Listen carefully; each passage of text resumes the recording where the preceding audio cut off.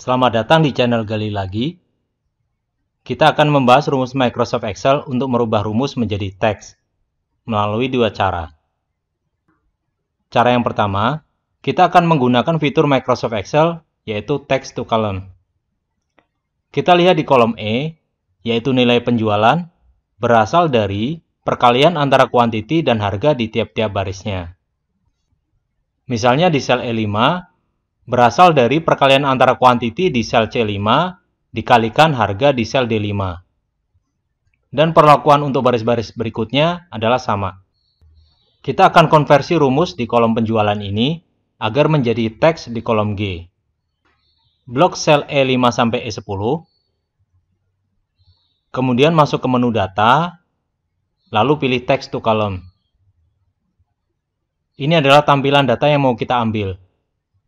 Di sini kita pilih delimited saja, kemudian klik next, lalu delimiternya kita pilih tab saja, kemudian klik next lagi, dan di kolom data format, kita pilih text, kemudian destination, atau di mana hasil ini akan disimpan, kita arahkan ke sel G5 sampai G10,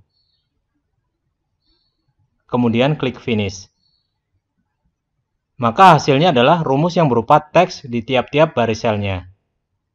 Meskipun cara ini berhasil untuk merubah rumus menjadi teks, tapi mengandung kelemahan. Dengan kata lain, bila sel-sel sumbernya, yaitu sel-sel di kolom penjualan, kita ganti rumusnya, maka hasil teks to column ini tidak terupdate. Misalnya, kita ganti rumus di sel E5 ini dengan tambahan perkalian 1000. Dan terlihat, sel di G5 tidak berubah rumusnya. Dengan kata lain, text to column ini kita perlukan untuk konversi data cuma untuk satu kali saja.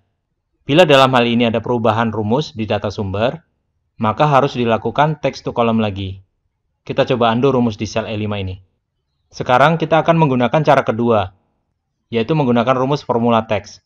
Biar lebih cepat, kita akan buat rumus di sel H5 sampai H10 sekaligus, dengan tekan Ctrl Enter di akhir rumusnya.